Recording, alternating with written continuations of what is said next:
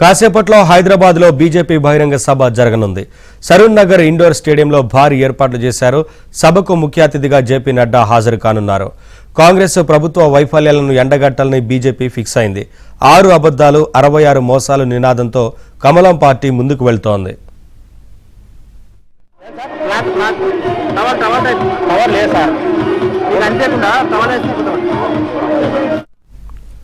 Updates మా correspondent Praveen live ద్వారా అందిస్తారు.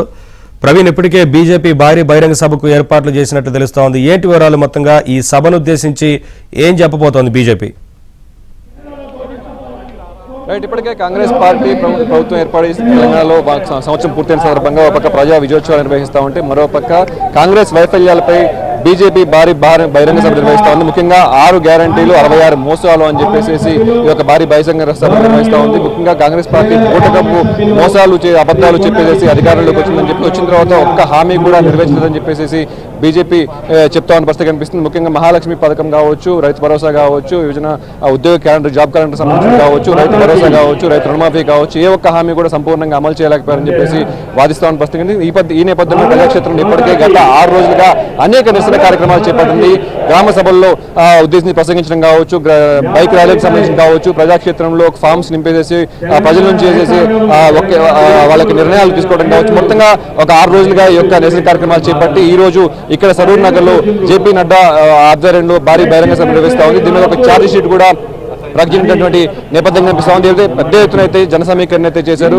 భారీ ఎత్తున మరికొద్ది సేపట్లోనే ఇక్కడికి జేపీ నడ్డా రాబోతారు. దానికి సంబంధించి 5:30 ప్రాంతంలో బేగంపేట ఎయిర్పోర్ట్ కు చేరుకుని అక్కడి నుంచి కిషన్ రెడ్డి వెల్కమ్ చెప్పేసి దాదాపుగా 6 గంటల 30 నిమిషాల వరకు ఇక్కడికి సభ చేరుకుంటారు. దాదాపుగా 7:15 వరకు జేపీ నడ్డా ఈ యొక్క కాంగ్రెస్ వైఫల్యాలపై ప్రజలు ఉద్దేశించి ప్రసంగించనున్నారు. ముఖ్యంగా ఈ యొక్క సభ ఉద్దేశం ఏంటి అంత మాట్లాడేందుకు బీజేపీ ఉమ్మడి మహేష్ గారు ఉన్నారు. తెలుసుకుందాం. ముఖ్యంగా చెప్పండి, గత సంవత్సరం పాలన అని చెప్పేసి పక్క కాంగ్రెస్ పార్టీ ప్రజా విజయోత్సవాలు చేస్తా ఉంది, మీరేమో వైఫల్యాలను ఎండగడతా ఉన్న పరిస్థితి కనిపిస్తా ఉంది. సో ఎలాంటి వైఫల్యాలు ఉన్నాయి, ఏ విధంగా చెప్తా ఉన్నారు ప్రజలకు మీరు? తెలంగాణ ప్రభుత్వము కాంగ్రెస్ పార్టీ వచ్చినప్పటి నుంచి ఇప్పటి వరకు కూడా మొత్తం కూడా పాలనలో విఫలమైపోయిందని చెప్పేసి మేము ఈరోజు ఎండగడతా ఉన్నాము. ఏ ఒక్క హామీ కూడా నెరవేర్చలేదు. ఈరోజు హామీల పేరు మీద గారడి చేసి ఈరోజు 6 గ్యారంటీలు 66 మోసాలు తెలంగాణ ప్రజలకు చేసిండు. ఈరోజు నిరుద్యోగులకు ఉద్యోగాలు ఇచ్చినా అని చెప్పేసి సంబరాలు పెట్టిండన్న. ఈ ఉద్యోగులకు ఎక్కడ కూడా నువ్వు ఒక ఉద్యోగ అవకాశం ఇవ్వలే. నిరుద్యోగులకు నువ్వు ఇచ్చిన కేవలం 25,000 ఉద్యోగాలకు నోటిఫికేషన్ ఇచ్చిన తప్ప ఏ ఒక్క ఉద్యోగాన్ని ఫుల్ఫిల్ చేయకుండానే నేను 50,000 ఉద్యోగాలు ఇచ్చినా అని చెప్పేసి ఒక పెద్ద ఆర్భాటంగా ఒక అడ్వర్టైజ్మెంట్ ఇచ్చినావు. తెలంగాణ విద్యార్థి నిరుద్యోగులు నువ్వు ఇచ్చే లాఠీ చార్జీలు, ఒంటి మీద గాయాలు తప్ప ఏ ఒక్క ఉద్యోగం కాదని చెప్పేసి భారతీయ జనతా యువమోర్చా తెలియజేస్తుంది. అదేవిధంగా ఈ రాష్ట్రంలో అమ్మాయిలకు చదువుకునే అమ్మాయిలకు స్కూటీ ఇస్తా అని చెప్పేసి లూటీ చేసినావు నువ్వు. అదేవిధంగా ఇదే సరూర్ నగర్ స్టేడియంలో ఆనాడు నువ్వు ఎవరైతే ప్రియాంక గాంధీని తీసుకొచ్చి ఇక్కడే ఉండి ప్రామిస్ చేసినావు కదా, తెలంగాణ ప్రజలకు మేము అధికారంలోకి వచ్చిన తర్వాత 5 లక్షల విద్యా భరోసా ఇస్తాను, ఏ ఒక్కరికి విద్యా భరోసా ఇస్తావు రేవంత్ రెడ్డి గారు అని చెప్పేసి మిమ్మల్ని ప్రశ్నిస్తా ఉన్నాం. అదే విధంగా అమరుల ఆత్మ ఘోషిస్తా ఉంది రేవంత్ రెడ్డి గారు. అమరుల కుటుంబాలకు నేను 25,000 రూపాయలు పెన్షన్ ఇస్తా అని చెప్పేసి అన్నావు. అదేవిధంగా మహిళలకు 2,500 రూపాయల పెన్షన్ ఇస్తా అని చెప్పినావు. ఈ రోజు ఏ ఒక్కరికి ఇచ్చినావు? 2,250 స్క్వేర్ యార్డ్స్ గజం స్థలం ఇస్తా అని చెప్పినావు. ఏ ఒక్కరికి ఇవ్వకుండానే నువ్వు ఉత్సవాలు చేస్తా ఉన్నావు. ఉత్సవాలు చేసిన నైతిక హక్కు లేవు నీకు. అభిషేకాలు, ఆలోకరణలు ఇవన్నీ కూడా తప్పు. నువ్వు ఈ రాష్ట్రంలో నిధులను తీసుకుపోయి కాంగ్రెస్ పార్టీ ఎక్కడ ఎలక్షన్లో పోటీ చేస్తూ అక్కడ నువ్వు పెడతా ఉన్నావు. మా నిధులు, మా నియామకాలన్నీ కొల్లగొడుతున్న పార్టీ కాంగ్రెస్ పార్టీ. కాబట్టి మీకు ఇక్కడ సెలబ్రేషన్ చేసుకునే నైతిక హక్కు లేదని చెప్పేసి ఏ వర్గం నువ్వు ఒక 6 గ్యారంటీలో ఇంకో గ్యారంటీ కూడా ఇవ్వడం జరిగిందన్నా. అది నిర్బంధాలు, అరెస్టులు, అక్రమాలు అవి పకడ్బందీగా ఈ తెలంగాణ రాష్ట్రంలో అమలు చేస్తుంది ఈ రేవంత్ రెడ్డి సర్కార్. కాబట్టి ఇక్కడ పోరాటం చేస్తున్న ప్రతి ఒక్కరికి కూడా భారతీయ జనతా పార్టీ, భారతీయ జనతా యువమోర్చా మేము ఆయుధాలను మాత్రమే పేరుస్తామని ఈ సందర్భంగా తెలియజేస్తా ఉన్నాం. ఇప్పటికే జాబ్ క్యాలెండర్ కూడా చెప్పింది, మేము నోటిఫికేషన్లు ఇచ్చాము, గ్రూప్ 1 ఎగ్జామ్కి సంబంధించి ఎగ్జామ్స్ నిర్వహించాము, స్టాఫ్ నర్సులు కూడా ఇచ్చామని చెప్తా ఉంది. రైతు రుణమాఫీకి సంబంధించి 2 లక్షల రుణమాఫీలు కూడా దాదాపుగా పూర్తయిపోయాయని చెప్తాను. ఒకరిద్దరు రాకపోతే సెక్రటేరియట్కి వచ్చి అప్లికేషన్లు పెట్టుకోవాలని చెప్తాను. హామీలు నెరవేరుస్తున్నాం, పర్టికులర్ గా ముందుకెళ్తాం అని చెప్పేసి కూడా కాంగ్రెస్ నాయకులు చెప్తా ఉన్నారు. అన్ని హామీలు నెరవేరిస్తే ఇవాళ పబ్లిక్ నుంచి ఎందుకు నిరసన వస్తుందండి? కాబట్టి జనాలు ఉన్నటువంటి నిరసన ఏదైతుందో దాన్ని ప్రజా బాహుల్యంలో మేము అండగట్టడానికి ఇవాళ బహిరంగ సభ, ఇవాళ ఉద్యమ కార్యాచరణ మనం స్టార్ట్ చేయాలని చెప్పి ఇక్కడ నుంచి మా నాయకులంతా కూడా మా జాతీయ అధ్యక్షుడైన నడ్డా గారిని పిలిచి వాళ్ళ ఉద్యమ కార్యాచరణ మళ్ళీ సిద్ధం చేస్తూ ఉన్నాం. దాంతోపాటుగా అంతా వాళ్ళు ఇచ్చినటువంటి హామీలను అమలైతే మేము నిరుద్యోగుల పక్షాన చేసిన పోరాటాలు ఎందుకు జరిగినాయి, ఇవాళ వరకు జరిగినటువంటి రైతుల యొక్క చాలా మంది పోరాటం లగచర్లు జరిగినటువంటి ఘటన ఎందుకు జరిగింది, ఇటువంటివి అన్ని కూడా జరుగుతున్నాయంటే సంఘటనలు ఇవన్నీ నిరసన కాకపోతే ఇంకా కాంగ్రెస్ ఇచ్చినటువంటి హామీలు ఏం నెరవేర్చినట్టు? ఇంకా పక్కేమో మీరు కాంగ్రెస్ బీఆర్ఎస్ ఒకటని చెప్పేసి అన్నారు, వాళ్ళేమో బీఆర్ఎస్ బీజేపీ చీకట పందాలతో మా మీద పడుతున్నారు, ఇలాంటి నిరసన కార్యక్రమాలు చేస్తున్నారు మంత్రి మొన్న. ఇటువంటి నిరాధార ఆరోపణలు చేసే లాస్ట్ టైం లక్కీ లాటరీలా రేవంత్ రెడ్డి ముఖ్యమంత్రి అయ్యారు. ఇప్పుడున్నటువంటి లక్కీ లాటరీ ఇంకా పనిచేసే ఇంకా ఆస్కారం లేదు. ఫ్యూచర్లో భవిష్యత్తు లోపల ఇటువంటి హామీలను ఇవన్నీ నెరవేర్చకపోతే మేమంతా కూడా నిరసన తెలిసి నిరుద్యోగుల పక్షాన అన్ని తెలంగాణ ప్రజల పక్షాన పోరాటం చేసి భారతీయ జనతా పార్టీ ప్రభుత్వం తీసుకురావడం మా యొక్క లక్ష్యంగా పనిచేస్తూ ముందుకెళ్తామని చెప్పి తెలియజేస్తున్నా. ఉత్సవాలు అయితే నిర్వహిస్తూ ఉంది, దాదాపుగా ప్రజల్లో వ్యతిరేకత లేదు, మీరంతా తాత్కాలికంగా వీళ్ళే కావాలని రెచ్చగొడుతున్నారు, లక్షల ఘటన కావచ్చు మిగతా ఘటనలు కావచ్చు, వాళ్ళు ప్రతిపక్షాలు బురద జల్లే ప్రయత్నం చేస్తున్నాయని చెప్పేసి కాంగ్రెస్ ప్రభుత్వం చెప్తా ఉంది. ఈరోజు ముఖ్యంగా కాంగ్రెస్ ప్రభుత్వం ఉత్సవాలు ఎందుకు జరుపుకుంటుందని చెప్పి మేము ప్రశ్నిస్తున్నాం. ఈ గతంలో ఈయన ప్రతిపక్ష నేతగా ఉన్నప్పుడు తెలంగాణ ఉద్యమ ఉత్సవాలు జరుపుకోవాలంటే నీ అయ్యే జాగిరా, నీ అయ్యే అకౌంట్లోకి వెళ్ళి తీసుకున్నావా, లేకపోతే టీఆర్ఎస్ భవన్ నుంచి తెచ్చి కట్టుకున్నావా అంటున్నావు. ఈరోజు నీ అయ్యే జాగిరా అని చెప్పి మేము అడుగుతున్నాం. ఈరోజు గాంధీ భవన్ నుంచి తెచ్చి నువ్వు అమ్మకం కడుతున్నావా? ఈరోజు ఎందుకు ఉత్సవాలు జరుపుకుంటున్నావు?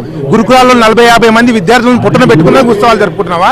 లేకపోతే రైతుల నడువుడు మీద ఏకకాలంలో రుణమాఫీ చేస్తా అని చెప్పు, ₹1,00,000 ఒకసారి, 50,000 ఒకసారి, 2 లక్షలు ఒకసారి అని చెప్పి కొంతమంది చేసి రైతుల మధ్య చిచ్చు పెట్టి ఆ కుటుంబాల మధ్య చిచ్చు పెట్టినావు కాబట్టి ఉత్సవాలు జరుపుకుంటున్నావా? ఈరోజు ఎందుకు ఉత్సవాలు జరుపుకుంటున్నావు? లంగిచెర్లలో ఈరోజు బాధితులను ఎవరైతే లంబాడి సోదరులు ఉన్నారో వాళ్ళందరిపైన దాడులు చేసినందుకు ఉత్సవాలు జరుపుకుంటున్నావా? ఈరోజు రైతుల భూములు లాక్కొని రియల్ ఎస్టేట్లకు అప్పచెప్తున్న ఉత్సవాలు జరుపుకుంటున్నావా? ఈ అన్ని ఉత్సవాలు జరుపుకోవడానికి కారణం ఏంది అంటే ప్రజల మోసం చేసి ఉత్సవాలు జరుపుకుంటున్నావా? నువ్వు ఇచ్చిన హామీలు ఎక్కడ పోయినాయి? మహిళకు ₹2,500 ఇస్తా అని చెప్పినావు, ఏ మహిళకి ఇచ్చినావు నువ్వు ఇంతవరకు తెలంగాణ రాష్ట్రంలో?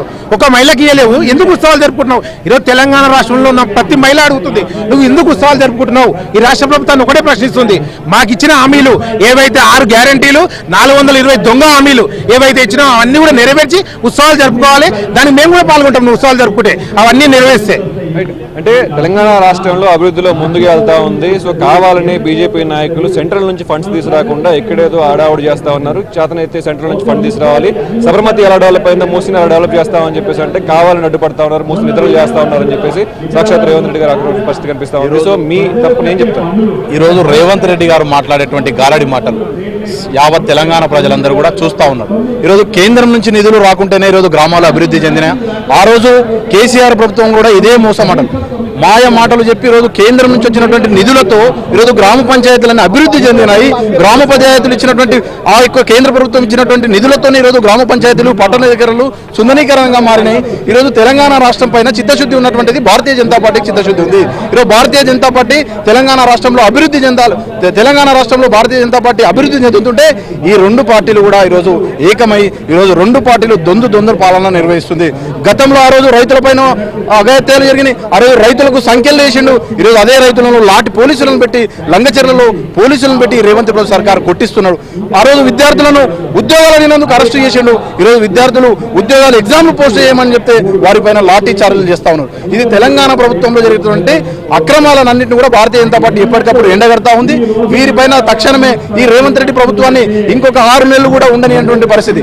ఈ కాంగ్రెస్ లో ఉన్నటువంటి ప్రజలందరినీ కాంగ్రెస్ పార్టీలో ఉన్నటువంటి నాయకులే మాట్లాడుకున్నటువంటి పరిస్థితి. మా యొక్క ముఖ్యమంత్రి లక్కీ డిప్ ముఖ్యమంత్రి, మా యొక్క ముఖ్యమంత్రి పోస్ట్ కార్డు ముఖ్యమంత్రి అని చెప్పేసి వాళ్ళే మాట్లాడుకునేటువంటి పరిస్థితి. ఇదే పరిస్థితి మొత్తంగా అయితే సభ అయితే పెద్ద ఎత్తున కొద్దిసేపట్లో ప్రారంభం కాబోతా ఉంది. రవి నడ్డా మరొక 10-15 నిమిషాల్లో ఇక్కడ చేరుకుంటారని చెప్పేసి కూడా చెప్తున్నారు. దాన్ని వెల్కమ్ చెప్తానికి ఇప్పటికే మంత్రి కిషన్ రెడ్డి కూడా అక్కడ వెళ్ళిన పరిస్థితి కనిపిస్తుంది. ముఖ్యంగా నాయకులు, ఎంపీలు అందరూ కూడా పూర్తిగా నల్ల బ్యాడ్జీలు ధరించేసేసి ఈ సభకు వస్తాను. ప్రజాక్షేత్రంలోనే ఈ కాంగ్రెస్ వైఫల్యాలు ఎండగడతాం, ప్రజలకు మేము అండగా ఉంటామని చెప్పేసి జేపీ నడ్డా కూడా ప్రసంగించబోతున్నారని చెప్పేసి చెప్తామని పరిస్థితి కనిపిస్తుంది. Thank you Praveen, thanks for the updates.